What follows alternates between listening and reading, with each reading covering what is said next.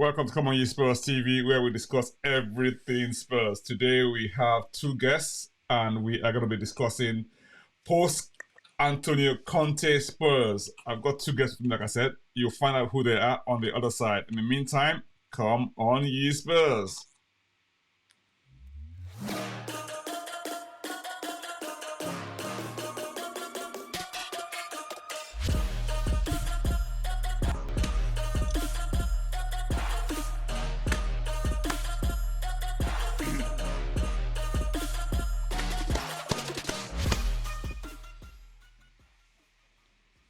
Welcome back. Welcome back.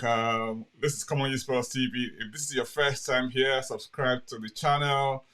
If you haven't been here before, leave a comment and let us know you're new. And also leave a like as well. You know, if you like it, we'll keep giving you really, really good quality content regarding Spurs and football in general. And also, if you want to get notified anytime we go live, please click on the subscribe button. Sorry, click on the notification bell button, and that will let you know anytime we either go live or have a video release.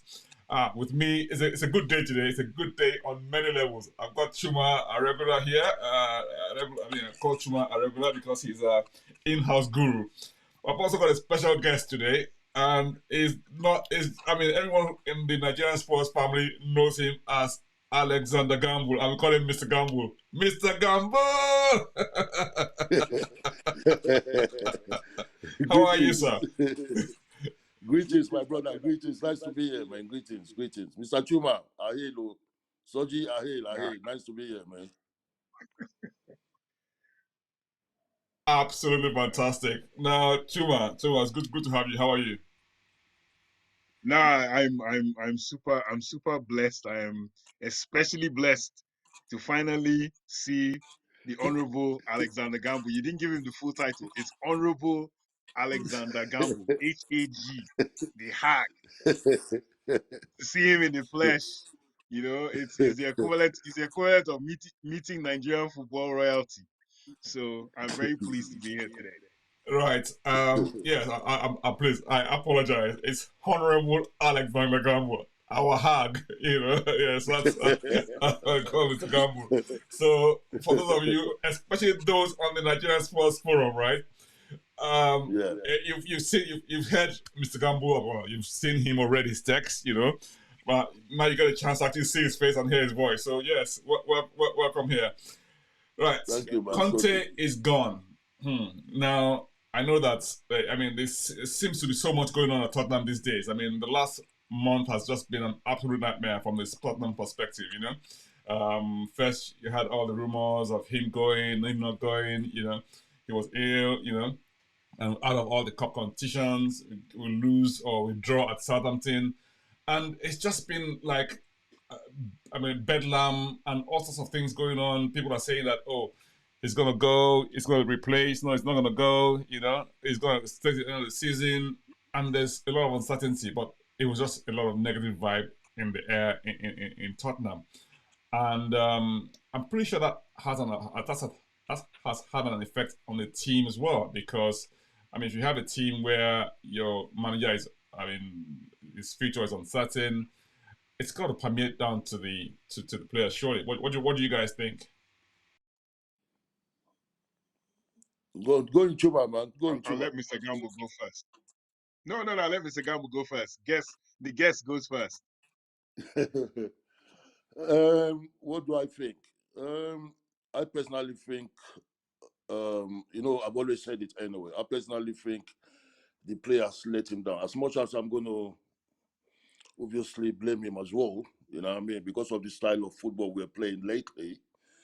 But with me, I'll put it more to the players anyway. That's my take anyway. More to the players than Conte, really. You know. Yeah, I hear you in terms of whether or not it's obviously the players to blame in the final analysis of what led to his exit. But what I was saying was that, look, if you think about it, right, if you have a lot of uncertainty in the air in terms of fan discontent, plenty of rumors in the background as to you're going to be replaced by somebody else, I'm saying that that's bound to have some sort of effect on the team in their performance, and because I mean, if they play well for him, he may not be here next season. So, why am I giving all my all? Because it's going to be gone very soon anyway. So that I mean, that's what I was trying to say. I know that okay, some people might say okay, at the end of it, it's there's so many factors that affect a manager's livelihood or how long he's going to stay in a job. I mean, look at Nagelsmann, who's become available now for Real Madrid. I mean, sorry, from Bayern Munich. Now, he won the Champions League. He won the championship last year. I mean, Bundesliga last year, right? They're second in the league, right? I think they're a couple of points behind Dortmund. They are in the quarterfinals of the Champions League, and they have a very, very good chance. They beat PSG home and away, and under a 35-year-old manager who is done absolutely fantastic. But guess what? He still got the chop, So it's not necessarily always about how well the team is doing on the pitch. There are also things that go in the background, and some will say that okay, people like Nagelsmann and the club that he plays for, they expect to win every match and be at the top of the table on the start of the season to the end. But we don't have that in our DNA in Tottenham, so I guess it's a little bit different. Sorry, I mean, Chuma, you're going to say something. I can see you nodding your head. No, I agree with you, but the thing for me is with Tottenham, I don't think the board had a problem with Conte because the board just want to be fourth, qualify for Champions League, go as far as you can in the cups. The only problem was that Sheffield United match annoyed the club because they felt we had a chance to beat Sheffield United and go further. Not saying we would win the FA Cup, but so many teams are already out. City, Arsenal, they're all out. So it's like this is your best chance of, and they felt he fluffed his lines, even though illness permitting, you'd say, but that was the case. But beyond that, there was nothing there. Like everything he did, where he started shouting about the players, he's held things back. Your brief was to come fourth. It wasn't to win the league. If you can get as close to the league as possible, brilliant. But it was fourth, and he was fulfilling it. So I don't understand why he chose to explode the way he did, and that's led to the fall. I think the board were not going to do anything. They were not going to renew him, but they weren't going to sack him. They would have let him see out the season, and then now it's turned to this unfortunate event. I blame the players like Mr. Gambo said. I I don't blame the players because I think they got tired of him, and you could see it. They got tired. Like last season it worked, but this year it wasn't working and he didn't want to change. And I think the players just said nah, unless he changes. And he refused to change. And because of that, you can tell when players they just get tired of something. And I think they got tired of his ways very quickly. So we are in a post-Conte era now. Conte is gone. It's for us to look forward and say, okay, fine. We had a debate in the last episode about who we think the next manager should be, and all the guests on the panel, including myself, were rooting for Pochettino. Now things have moved on a little bit now. In the past, it was speculation about who should be the next. Conte hadn't been sacked by then, but it was pretty certain that he was going to be sacked anyway. But the chop fell after that episode was recorded. So now we are in proper post-Conte era. So let's first start with what should Tottenham be going for in terms of a manager? Because we've seen what I call the two extremes of potential management models, if you like. Model of going for the extreme for the we're seeing maybe a third version which we didn't really exploit because of our financial situation. Let me explain. So the first option would be go for an elite manager, and obviously let him do his magic and run the team with whatever tools you got available, which we did. It didn't work, right? We did it with the model of where you get a really good up and coming manager who can work with squads and who can sort of transform teams with limited resources, and make it go as far as possible. We saw that with Pochettino. That got to the end of its term when we had the stadium construction thing going on. We had to go over to Wembley, and we were really strapped for cash in as far as we could tell, from the club's finances, right? And the third model is where you get a superstar Pep-like coach, give him all the money and the tools he wants, and let him just run free, But maybe unless we get a Qatari takeover or a Saudi takeover, with that's going to be stuff of dreams for now, But for now, so what models you guys think we should be going for? Well, you want me to come in? Yep. Please, yes, please, Mr. Gamble. All right. Okay, I think we should go for a manager that's got the experience of the Premiership. That's number one. Then number two, a manager that is used to that has an idea of the Tottenham style of Levy government, if you understand what I mean by that. You know what I mean? So Nigel Mansell is a young, vibrant manager. Nigel Mansell, oh my God, I love that.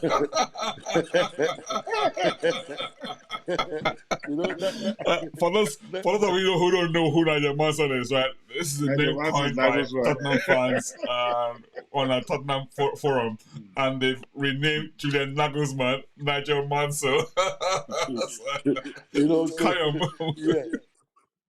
Yeah. Nigel Mansell is a young, vibrant manager. Yeah, fair enough. Yeah, he's done good. He's done well with Bayern and all that. But honestly speaking, I would go for Poch.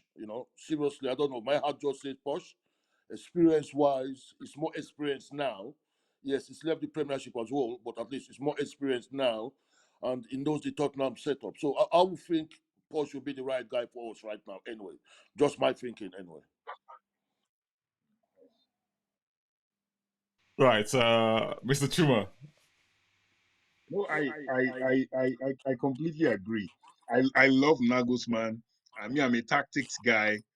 Him and Pochettino are very good tactically, but it's like Mr. Gamble said, the same thing we said the last time.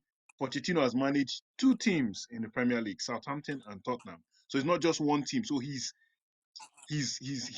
blended in more, and he understands. And then he understands Daniel Levy, and now there's more money available than during his time. That's my personal belief. There's actually more money available. Now, whether we have a director of football, that's another story. I don't know if he can work under those guys. In fact, I think it's a blessing in disguise that what's happening to Paratici is happening to him, because Pochettino said he didn't like working under a director of football in England. So hopefully this sways it in his favor, because if we get rid of that director of football structure, or as I'm also hearing, is rumored that his former director of football when he was in Espanyol, a Spanish guy, is one of the people that Daniel Levy is considering. If Daniel Levy gets that guy, everything is looking like he's paving for Pochettino. It's only Real Madrid we have to fear. But I want Poch. Personally, I want him, but I think he can do so much better than he did last time. Interesting stuff. So again, we're back to Poch again. I mean, like we didn't leave from the last conversation. So I mean, so I know we have other options in quotes, right? We have Luis Enrique. Well, when I say options, as in quoted in the press, Julian Nagelsmann, Luis Enrique. Like other people who were like what you might call fringe names within the fray as well. But there's rumor also that Poch is trying to hold out until the end of the season, which is the reason possibly why we had to have an interim arrangement. Now, let's just go back a little bit to the interim arrangement, just have a look and see what that looks like. I mean, so for me, I was actually surprised by that arrangement, and I'll tell you why I was surprised, right? Now, everyone knows that Mr. Levi is what I call a bean counter. He's an accountant, right? He always looks at the bottom line. And the bottom line, in most cases, for us, from where we are now, is almost it's a question of us being guaranteed Champions League football going forward, at least for the next few years. From the point of view of being able to attract obviously good quality players. Some people will say that, will argue that maybe sometimes if you're like the Man U's of this world or the cities of this world, whether or not you're in the Champions League, you'll attract good players anyway. You know, but we are not quite in that league yet, and the only way we can attract top flight players is if we qualify for Champions League, or Europe, as a minimum.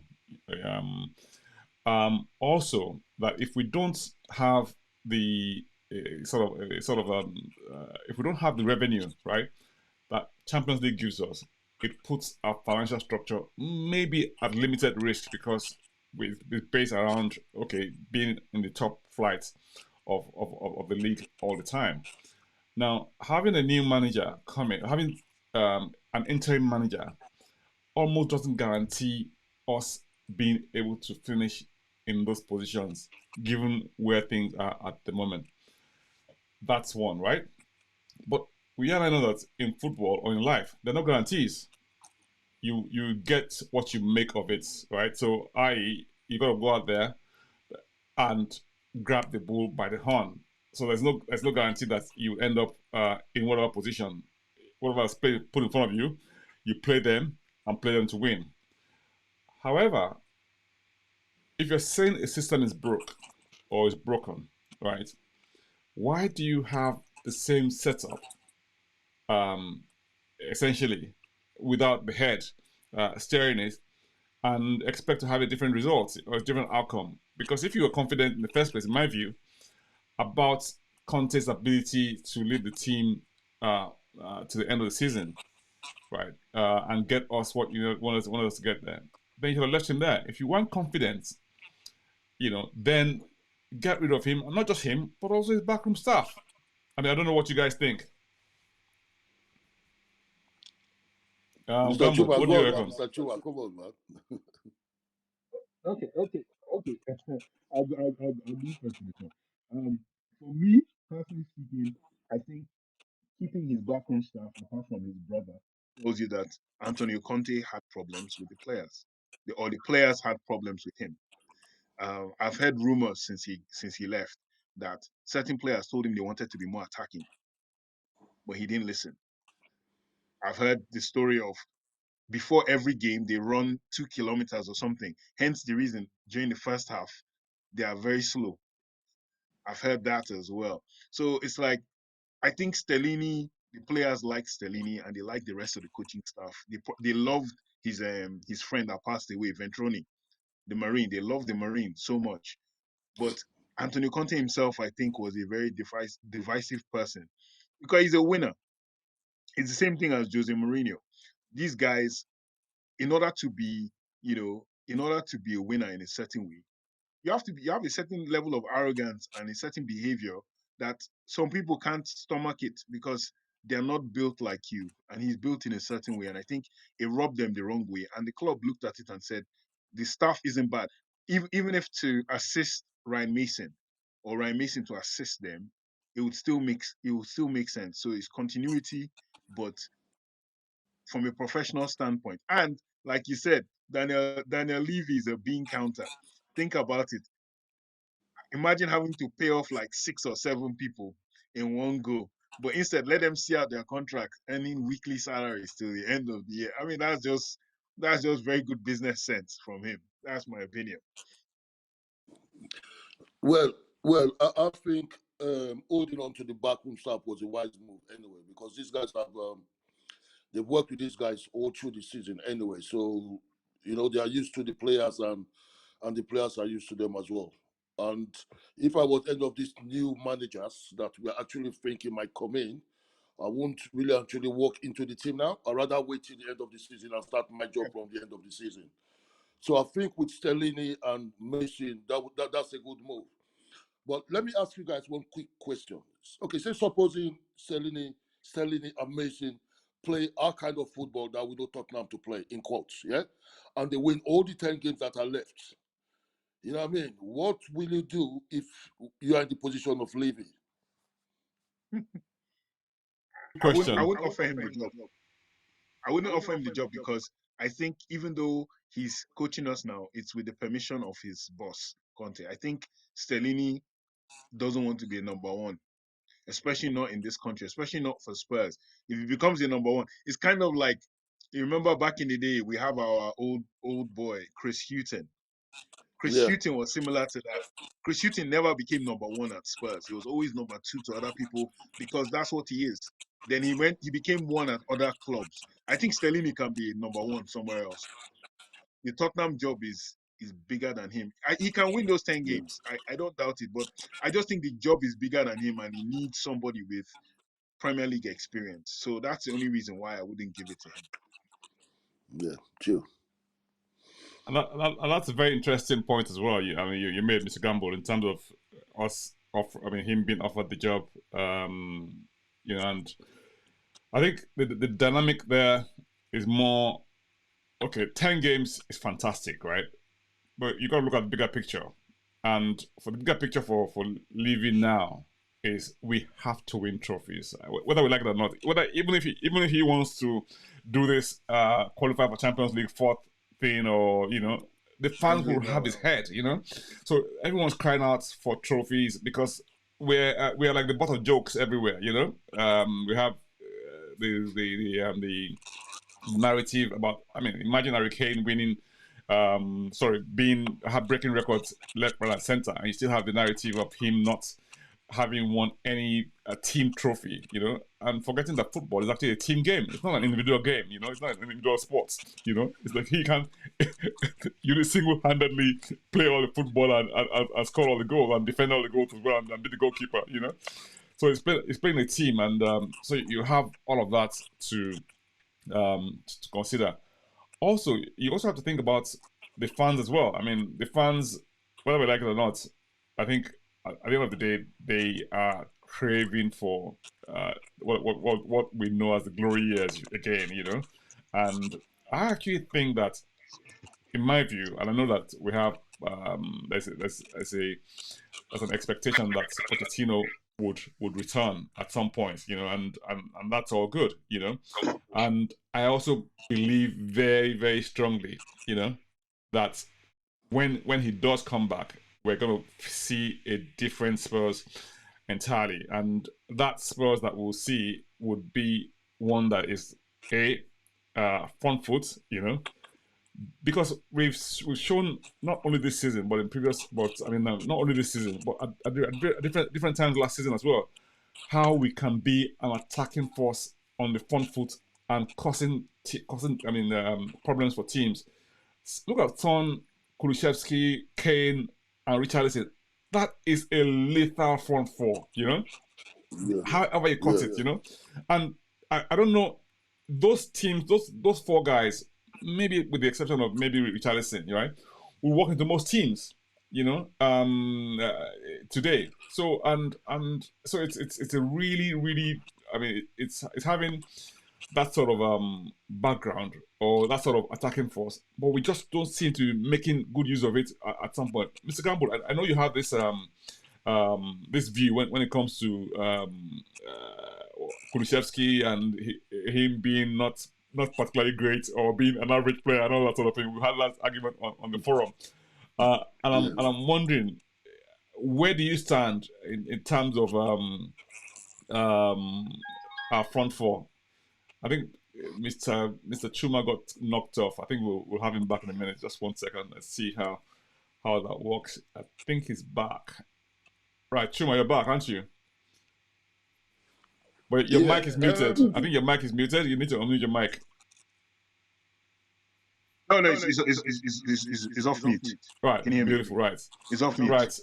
So I was saying that we have a lethal front four: Richarlison, Kulusevski, Son, and Kane. Right, and those four, in my view, would comfortably, be either first or second choice in most teams in the Premier League, even in the top half. Okay, maybe not the cities of this world because they've got a different kettle of fish. But for most other teams, they'll feature comfortably without question. So I'm saying with that front four, our style of football should be a lot more positive. What do you think? Well, well, well, the top four on paper, the top four look good. They are good. I'm not going to say they're not good. You know, I'm saying to you, well, this is not typing now. This is live TV. This is reality talk now. I'm not going to say they're not good. Yes, they look good on paper and they are good. Yes, and in all honesty, I'm going to be fair on these guys now. Seriously, you know what I mean? I believe that they still need to play together. You know what I'm saying to you? I believe that they still need to get used to playing together. Obviously, maybe the tactics so far hasn't worked for them. You know what I mean? Because this is no joke. I'm not going to say yes. I said they're average players like Richarlison and Kulichevsky. You know what I mean? But it doesn't mean that they're not good players. You know what I'm saying to you? Well, I think we still need to give them time. I personally want to give them time. You know, to be in the team, you know what I mean, and get this tactics and formula of playing together, then maybe then we're going to see the best of them. Outside being average, like I normally say, they are good players. I'm not going to lie. Richarlison, Kulichevsky is only 23 anyway. You know what I mean? So he's still going to learn. He's still learning anyway. And you can see the potential in him. You know what I mean? So I just think with time, you know, blending together, they're going to be a strong force. That's what I think anyway. Yeah, I mean, thanks for that. Tuma, you're laughing. No, I'm happy. I'm happy on live TV. The honorable Alexander Gamble has said they are not average as such. They are good, and I'm happy. I'm pleased. I can rest now. But no, but he's right in the sense that for me, I think they haven't played attacking football together. I think the tactics did not favor Son, even though he took advantage of it last year. This year, the clubs have found out that he's not running behind, so they just wait for him. He gets the ball on the left wing, and they just hold him there. And Son has been, but when he comes on as a substitute, by that time the defenses are tired. Kane has dropped deeper, and they're just pushing balls, and Son scores. Richarlison, I think, has been very unfortunate. I think he should have started certain games that Son started. In fact, the games he did start on that left side, he created goals for Harry Kane in the Nottingham Forest game. Certain games he should have played up front as well. You know, I just felt the team wasn't attacking enough, and if they tried to attack more, but they were always defensive to a point. And yeah, I just think the front four is good. I wouldn't say, like you said, I wouldn't say they would get into Man City. But the thing I've always said, and I said this to some Arsenal friends and family members, I don't think Arsenal's side are special or more special than Spurs. You know, I'm looking at their striker, Jesus, let's say he's starting, Saka, Odegaard, Martinelli, and I'm looking at Son, Kane, Richarlison, Kulusevski. I'm like, they match up well. It's just one manager plays a very attacking brand of football. The other manager in Conte, he doesn't really play attacking football. He reacts to what you do. And that reactive thing, if you don't get it right, specifically perfect, it won't work. And that's what's been happening to Spurs. You'd have a game where we can't connect. You know, the passes aren't touching each person, and then boom, boom, boom, they're attacking us again. But yeah, I'm willing to see what's going to happen at Everton. I'll be very pleasantly surprised if Stellini and Mason change tactics or they change the way they play that same Conte tactic. I believe there's a way to play that more attacking than what we were playing before. Well, there's the view that the system that Conte used at three at the back may not necessarily suit us for a number of reasons, and we haven't quite, maybe not mastered it, or the players he's got hasn't quite fitted well into the role. However, we have the opportunity now, if you like, to vary tactics or system, if you like, to take into account not just the play that suits us, but also to give us the opportunity to sort of change stuff when the games are not going the way that we want them to go. But my little, I won't call it a challenge. What would be interesting to see would be where we are now with the injuries, right? I mean, I think as I understand it, I mean, we have Davis is out. Mr. Emerson is out. So we've got, from having 4 right backs, we're down to 1, Pedro Porro, you know. because Jet Spence has gone out on loan. Doherty was sold, and Emerson, who was like backup, or Peru was not the backup. There's only one of them now, so it gives a bit of a challenge for from that perspective, right? On the left hand side, Session is injured, and Davis is now injured.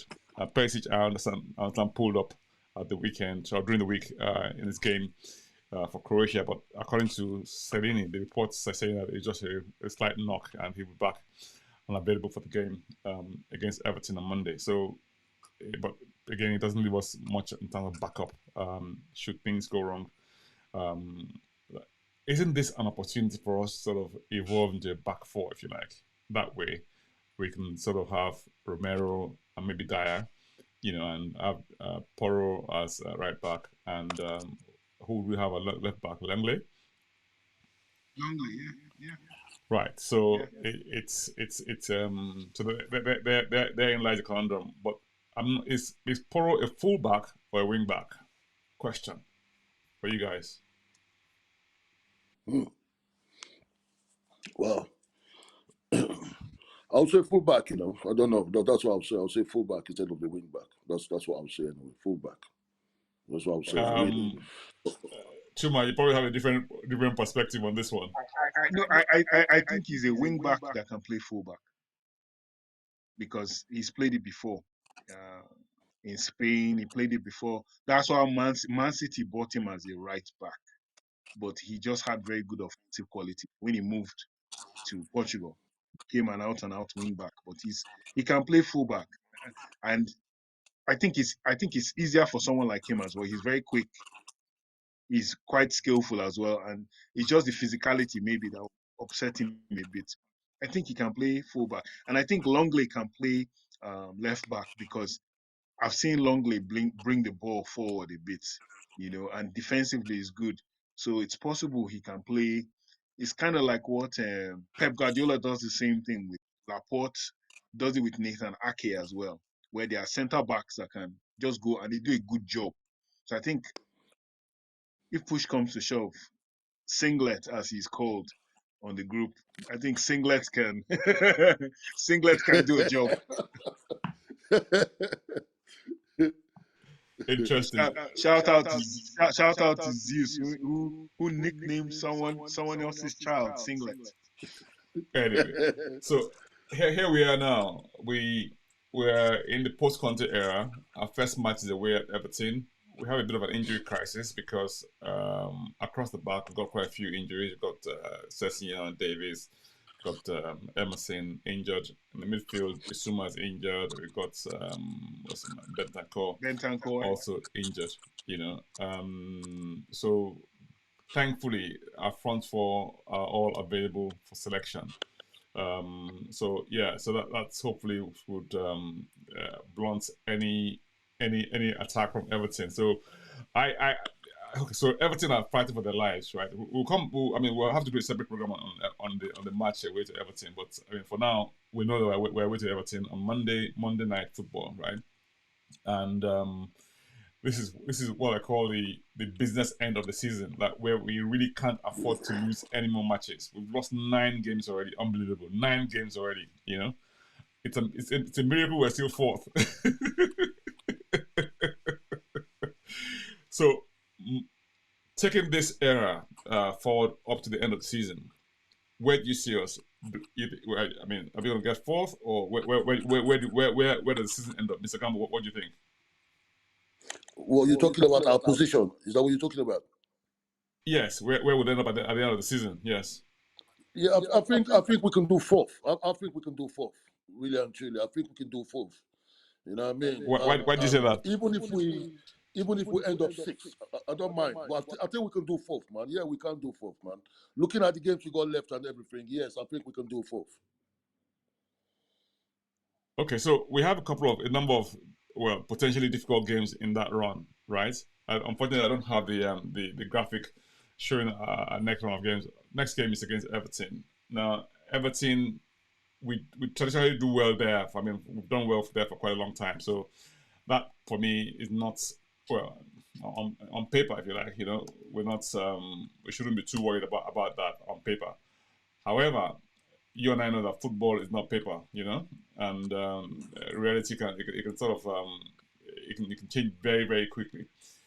And after that, I think we have I think it's Brighton we have at home. Let me just make sure that it's Brighton we have at home next, right? Now, for me, everything can change very very quickly. If you think about it, I mean, um, 1 second. So, sure. In the meantime, where do you think we'll end up? I'm gonna come back to this. I'll run I in a think minute.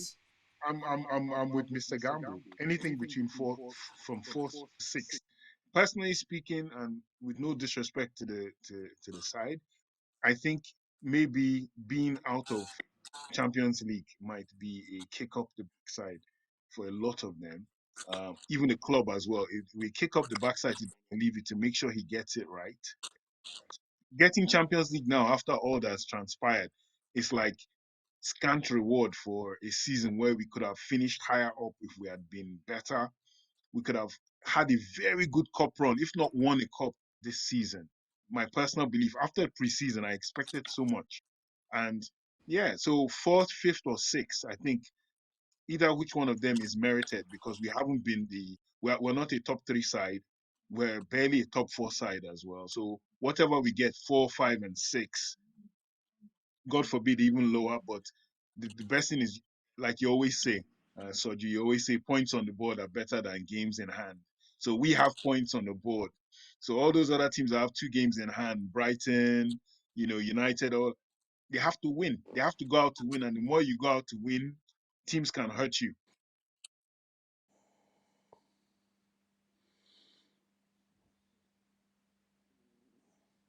You're muted. Yeah, I said my mic. Sorry about that. My mic was muted. So coming back to our run of games towards the business end of the season. I mean, in this month alone, we're facing Everton away. The next match has us against Brighton at home, and then we go away to Newcastle United, and then we host Man U, and then away to Liverpool. So a lot of tough matches in that run. In fact, there's no easy match in that sequence I've just listed now. They're all tough games on paper. But what I found with Tottenham is that we're almost like the classic when the going gets tough, we get going type team, right?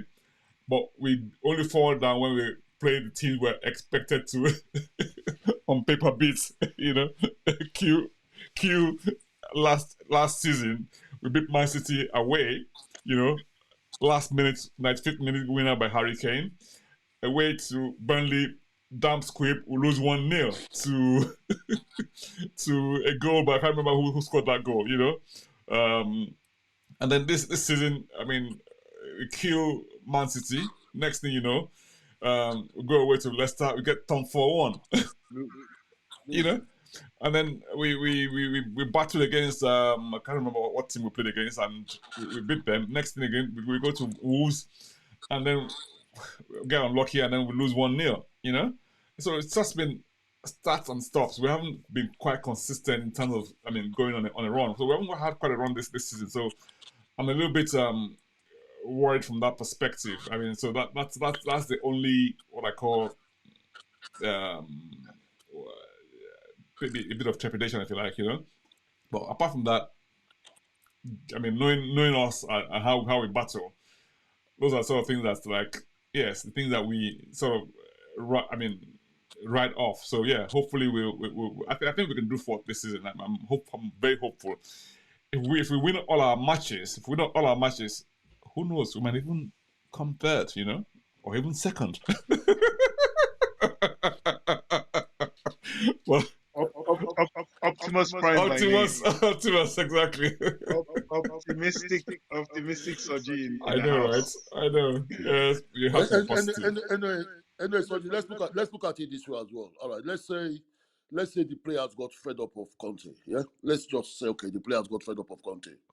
Okay, Conte is gone now, and we've got 10 games left. You know what I mean? So if these same players got fed up of Conte, then obviously they're going to want it. You know what I'm saying to you? Which means obviously now they're going to want us to believe that, listen, we told you guys that the coach wasn't really actually doing it for us. So because of that, we're going to play our hearts out. So I'm thinking that really and truly Conte leaving now, you know what I'm saying to you, is an advantage for these players to actually prove themselves. So let's see what they do. You know what I mean? Let's see what they do, man. Because if I was in their shoes, that's what I'm going to be doing. So you know what, this man is gone, and we're going to let the fan base, we're going to let everybody know that this man was a problem. You know what I mean? And 10 games to go, they should be able to at least grind out results like we've done from the beginning of the league anyway. You know what I mean? So let's see what happens, man. Okay, so yeah, so optimistic everyone all around. So we're looking at. So I think I've infected everyone with my optimism, right? Guys, it's been amazing having you guys, and we're looking forward to the end of the season with great optimism. Mr. Gamble, it's amazing having you. It's honestly, I can't even begin to say awesome. I mean, having you is just an honor, you know. Yeah, and we hope we get you on more episodes in the future. You know, Definitely. Final words before we round up.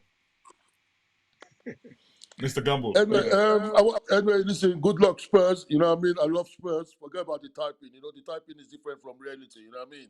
I love Spurs. You know what I mean? And I want us to really and truly, honestly, from my heart, I'll prefer we finish fourth, but if we finish sixth, I'm cool with that. You know what I mean? So come on, man. Love from my heart, man. Love. Nice one. Mr. Chuma. Same thing here. I really want the players to come out and take the handbrakes off. I just feel they've been playing within themselves this season, and I want the handbrakes to come off and treat the 10 games like 10 finals, and show the fans that look, as much as we think it's doom and gloom, they're actually quite better than what we thought they were. You know, if not, they would have proved everything that Conte said in his press conference right. And I think those players, I think they have a lot more pride. So yeah, I'm looking forward to those games, and I think it could be a very positive ending in spite of what's happened before. So come on, you Spurs. Thank you so much, Mr. Chuma, Mr. Gamble. Amazing having you guys. I mean, like I said, we all love Spurs, and yeah, we want the best for the team. I know there's a lot of negativity out there, both in the press and I mean, rival clubs as well. I mean, we seem to have become the butt of jokes, and I mean, we even have journalists making up lies about our players and mutiny in the ranks, you know. And thankfully, Richarlison put that right during the week, and it doesn't stop people from speaking negative about us. But hey, I think we just develop a siege mentality and use that to our advantage. I'm sure that Mr. Mason and Mr. Stellini would put that to good use. Thank you very much, guys. In the meantime, come on, you Spurs. Bless us. Bless.